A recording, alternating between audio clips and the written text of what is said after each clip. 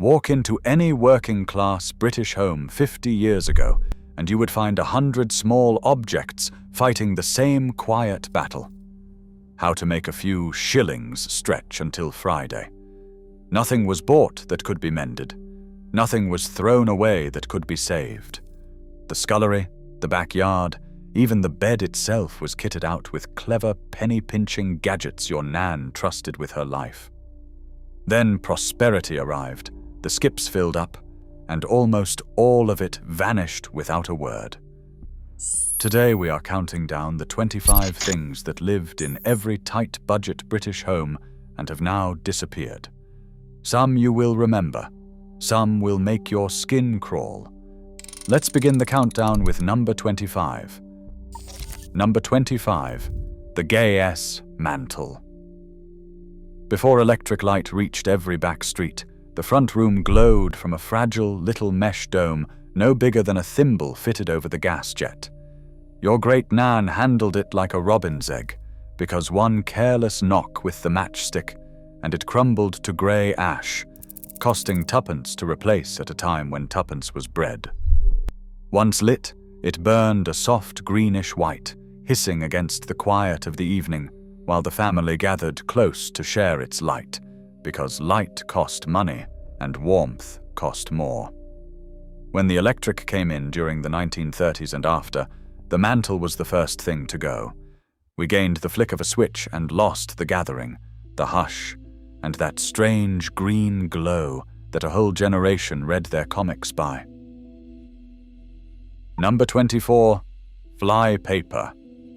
Hanging from the kitchen ceiling like a grim brown streamer, the sticky fly paper was the cheapest pest control a family could buy, a penny or two for a roll that you pulled open and dangled over the table.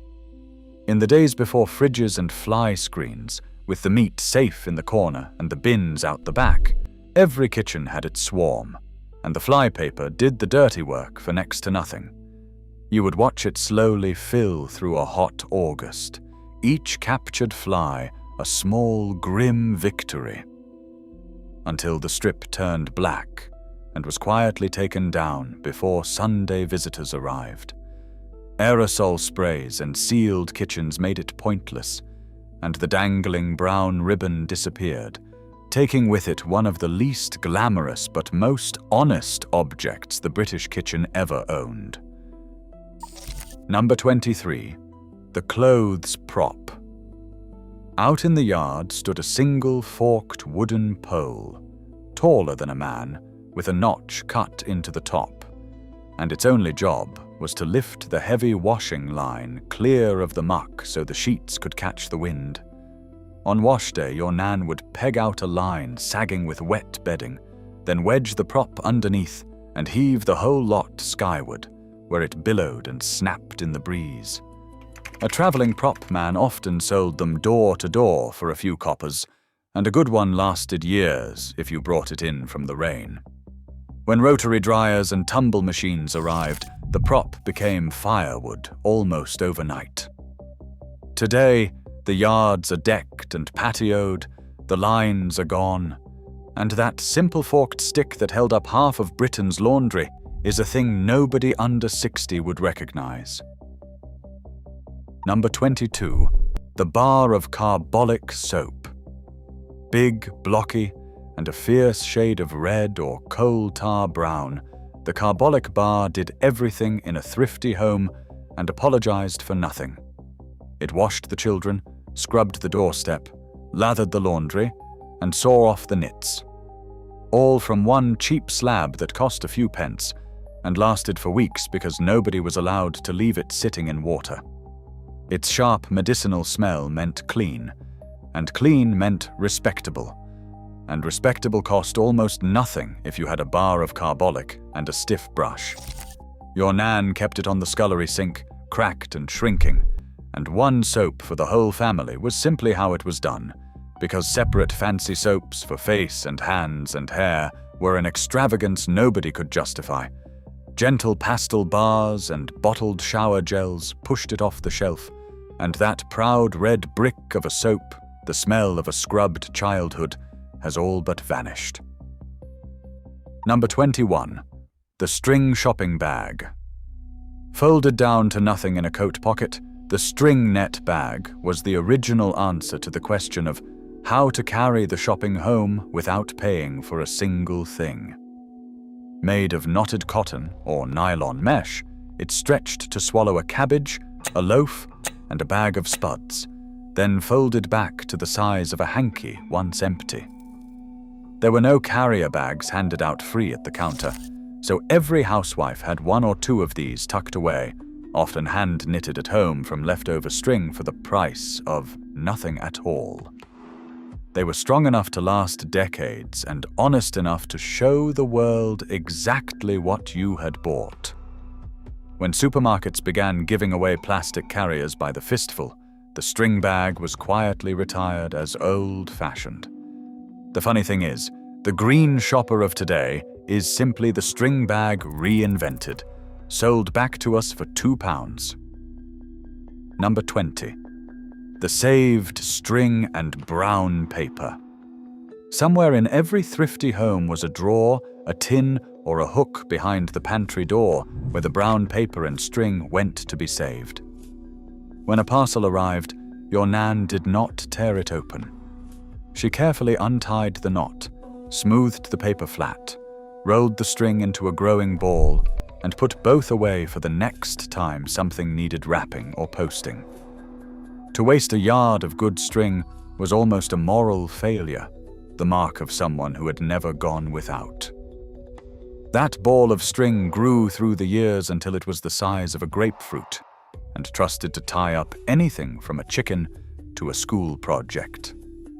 Sellotape, ready-made gift wrap, and a throwaway culture made it pointless to hoard, and the string drawer emptied out for good, taking with it a small daily ritual of patience that an entire generation simply took as normal. Number 19. The stone hot water bottle. Long before rubber, the bed was warmed by a heavy earthenware bottle glazed a dull cream and brown that your Nan filled with boiling water from the kettle on the range and screwed shut with a wooden stopper. Wrapped in an old jumper or a bit of blanket so it would not scald, it was carried up the freezing stairs and slipped between icy sheets a good hour before bedtime. In houses with no heating upstairs and ice forming on the inside of the windows, that stone bottle was the only warmth a child knew until morning, and it held its heat for hours, a sturdy companion that never wore out or sprang a leak. It cost little and lasted a lifetime, often passed between beds as the family shuffled in. Central heating made it obsolete, and the stone bottle moved from the bed to the windowsill, a decorative relic of nights so cold that a pot of hot water counted as a luxury. Number 18. The donkey stone. On the front step of terraced streets across the north, women knelt every week with a small block of pale stone, scrubbing the doorstep until its edges glowed cream and gold. The donkey stone, named for the donkey trademark stamped into it, was traded with the rag and bone man for old clothes or bought for a copper or two, and it turned a worn grey step into a badge of pride. A clean, freshly stoned step told the whole street that here lived a respectable family who, however little they had, kept up appearances. When everyone got cars and jobs and concrete porches, the kneeling stopped, and the gleaming doorstep, that fierce point of working-class honor, faded from the streets entirely. Number 17. The galvanized tin bath. Hung on a nail on the backyard wall, the long oval tin bath came down once a week and sat in front of the fire, filled kettle by kettle and pan by pan, because there was no hot tap and no bathroom to speak of. The whole family took turns in the same water, cleanest first, youngest to oldest, topping it up with a fresh kettle when the chill set in, because heating that much water was a serious expense, not to be wasted on one body alone. Bath night was a production, the fire roaring, the room steamy, the towels warming on the air above. When fitted bathrooms reached the ordinary home, the tin bath went straight to the tip, and the shared weekly soak by the firelight is now almost unimaginable, but for millions, it was simply Friday. Number 16. The dolly tub and posser. Wash day began with a great galvanized tub of hot water and a copper posser, a domed cone on a long handle that your nan plunged up and down through the sheets with the full weight of her shoulders. There was no machine to do it. The dolly tub was the machine, and she was the motor, possing and pummeling the dirt loose with an arm-aching rhythm that filled a whole morning with steam and sweat. Soap was grated in, the water reused from load to save fuel, the worst stains rubbed by hand on a board. The twin tub and then the automatic washer freed women from that Monday ordeal forever. And good riddance, most would say. Number 15. The mangle. Beside the dolly tub stood its faithful partner, the mangle, an iron frame holding 2 wooden rollers turned by a great cast-iron handle that squeezed the water from the washing before it went on the line. Feeding the heavy wet sheets through took 2 hands and a strong back, and many a careless finger got caught, but the mangle saved hours of dripping and a fortune in drying. A decent one cost a fair bit new, so most were bought second-hand, mended endlessly, and handed down through the family, often the single largest object in the scullery. The wrung washing came out flat and half-dry, ready for the prop and the line. Children were drafted in to turn the handle while mother fed the rollers. When spin dryers arrived and did the same job in seconds, the mangle was wheeled out to rust in the yard, too heavy to lift to the tip, and gradually it disappeared from British life altogether. Number 14. Reckitt's Dolly Blue. In the bottom of the rinsing water went a little muslin bag of bright blue powder, swirled through the whites to keep them from yellowing with age and washing. Dolly Blue, or Bag Blue, worked a clever trick the eye fell for completely, adding a faint blue tint that made tired old sheets and shirts read as dazzling white. A box cost coppers and lasted months, and no respectable wash line was complete without it, because grey washing told the neighbours you had let standards slip. Your nan swore by the blue, dipping the little bag with the certainty of a ritual. Modern detergents with built-in optical brighteners did the same job invisibly, so the separate blue bag became unnecessary and slipped quietly out of the cupboard. Number 13. The blacklead and the kitchen range. The heart of the home was the great cast-iron range, and keeping it gleaming was a daily war fought with a tin of blacklead and a stiff brush. Every morning your nan rubbed the dull grey iron with the greasy black paste, then buffed it until the whole range shone like polished jet. A filthy, knuckle-grazing job done before the fire was even properly lit. The range cooked the food, heated the water, dried the washing, and warmed the family. All from a scuttle of coal, so it earned its daily polish many times over.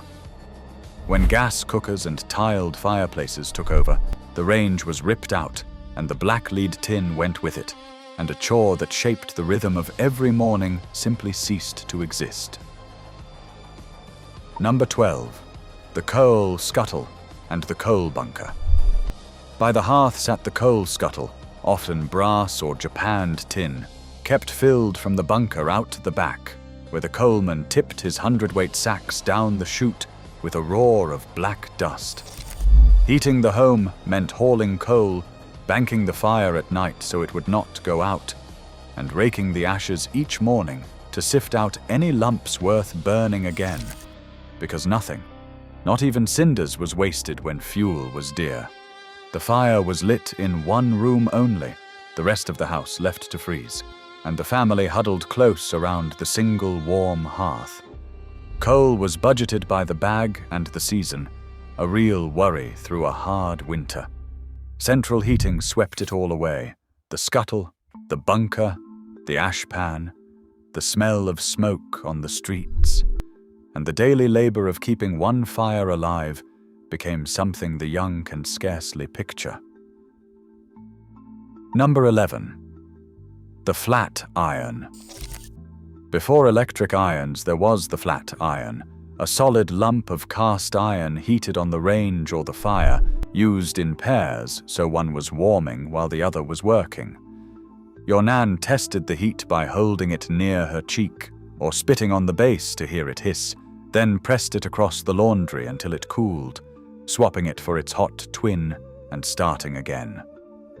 There was no thermostat and no steam, just judgment, muscle, and a folded cloth to grip the searing handle. Scorch the shirt, and the whole job was ruined, so it took real skill to keep the heat just right. The irons cost little and lasted forever, passed down as a matter of course. When the electric iron arrived with its plug and its dial, the flat iron was demoted to a doorstop or a bookend, and the careful art of judging heat by feel and by spit was lost without a backward glance. Number 10. The meat safe. Before the fridge reached the ordinary home, perishable food lived in a meat safe, a small wooden or metal cupboard with fine mesh sides that let the cool air in and kept the flies out, hung in the coldest corner of the larder or the backyard. Butter, milk, meat, and leftovers all sheltered there, and the cool north-facing larder was prized as the one spot a joint might keep a couple of days in summer. Shopping was done little and often because nothing kept for long, and a clever housewife planned her meals around what would spoil first to make sure not a scrap was thrown out. The meat safe asked nothing, used no electricity, and cost almost nothing to run. When the first fridges arrived in the 1950s and the 60s, at a price that took years to come down, the meat safe was emptied, broken up, and forgotten. And with it went the whole careful dance of feeding a family with no cold storage to speak of. Number 9. The treadle sewing machine. In the corner of the front room stood the great black Singer, its gold lettering gleaming, perched on a cast-iron treadle that your nan rocked with her foot to drive the needle, while her hands guided the cloth. With money tight, almost nothing was bought ready-made when it could be run up at home, so the machine turned out school shirts, curtains, pinafores, and patched-up trousers by the dozen, paying for itself many times over. Bought on the never-never or handed down through the family, a good Singer lasted 3 generations and rarely needed more than a drop of oil. The rhythmic clatter of the treadle was the sound of a household making do, of old sheets becoming pillowcases and worn coats becoming children's jackets. Cheap mass-produced clothing and the disposable wardrobe made home sewing a hobby rather than a necessity, and the heavy treadle machine, once the busiest thing in the house, fell silent and was carried off to gather dust. Number 8. The darning mushroom. Tucked in the sewing basket was a little wooden mushroom, and its only purpose was to stretch the heel of a sock smooth so the hole could be darned closed with needle and wool. When socks cost money and feet kept wearing through, you did not buy new ones, you mended the old, weaving a neat patch across the gap until the sock had more darn than original in it. Your nan could darn while she listened to the wireless, the mushroom held in her palm, the worn heel pulled taut over its dome, working by feel alone. Children were taught the same, because a girl who could not darn a sock was thought ill-prepared for life. Cheap socks sold in packs of 7 made mending a sock seem absurd, more trouble than the thing was worth, and out went the mushroom along with the very idea that a hole was something to repair rather than replace. We darn nothing now. Number 7. The Christmas Club Stamp Book. Money was managed in tiny weekly increments. and one of the most important objects in the house was the savings book, where your nan stuck a stamp or recorded a payment each week toward Christmas, the coal, the shoes, or the Provident check. The club man called round to collect a shilling or two, the corner shop ran a Christmas savings scheme, and the little book filled slowly through the year so that come December there was something put by for a goose and a few presents.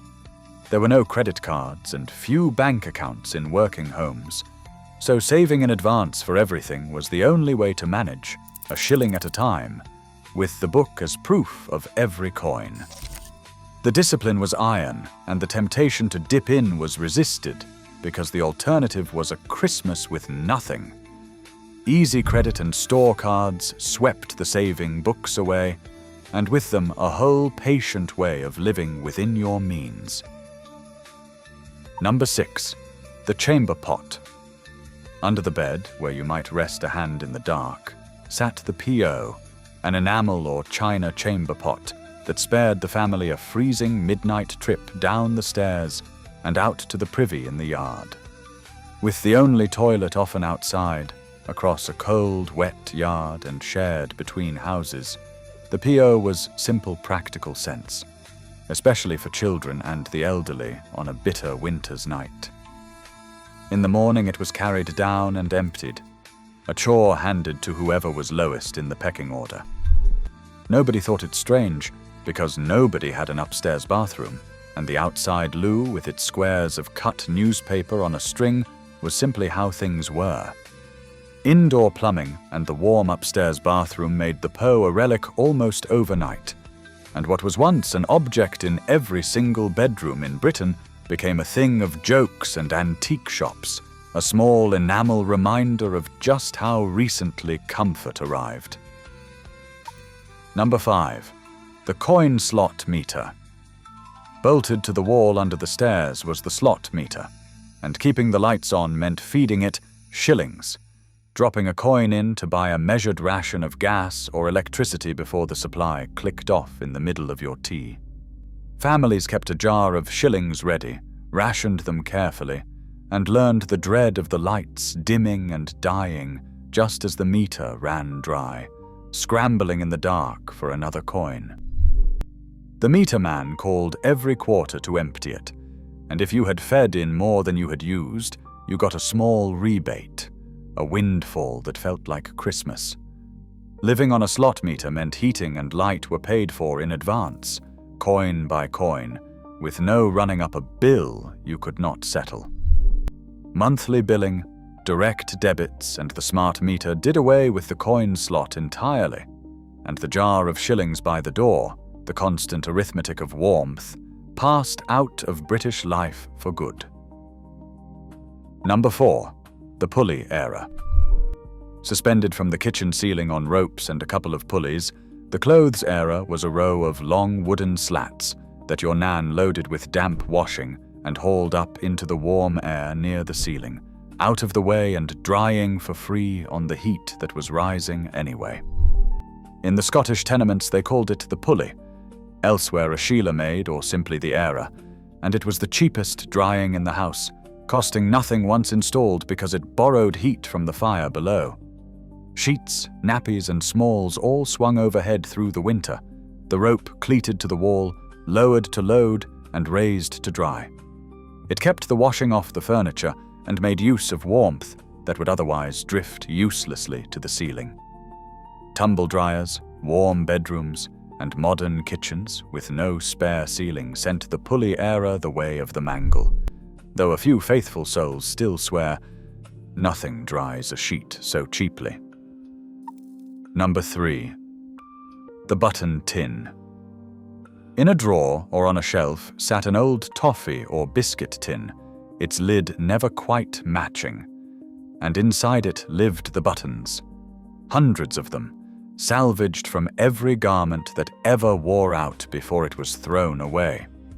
When a shirt was past saving, the buttons came off first and went in the tin, so that the next time one popped loose, there was always a near enough match to be found by tipping the lot out and rummaging.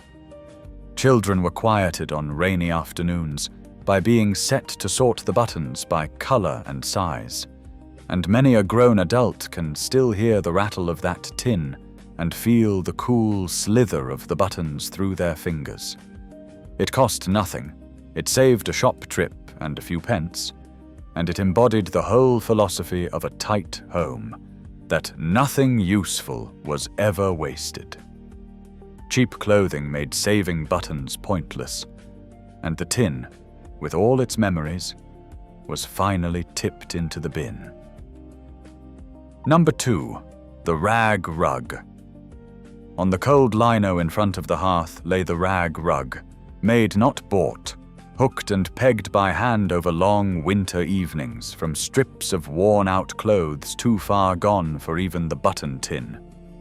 The whole family took a turn at it, cutting old coats and frocks into ribbons and pushing them through a Hessian sack, backing with a peg made from a clothes peg or a bit of bone, building up a thick, warm, ragged carpet for the price of nothing at all. Each rug was a patchwork of the family's history, the colors of dresses outgrown and jackets worn through, underfoot where everyone gathered by the fire. When it grew filthy, it was simply thrown out and a new one begun, the cycle endless. Wall-to-wall carpet, sold cheap and fitted wall-to-wall, made the homemade rug look like poverty, and the craft died in a generation, taking with it the warmest, thriftiest, most personal thing a poor home ever owned. Number 1. The front parlor kept for best. And at the very top of our list is not a single object but a whole room. The front parlor, the best room, kept spotless and unused behind a closed door while the family crammed into the back kitchen to actually live. Here stood the good furniture under covers, the best china in the cabinet, the framed photographs and the unlit fire, all preserved for visitors who rarely came, for funerals, for weddings, and for Christmas Day.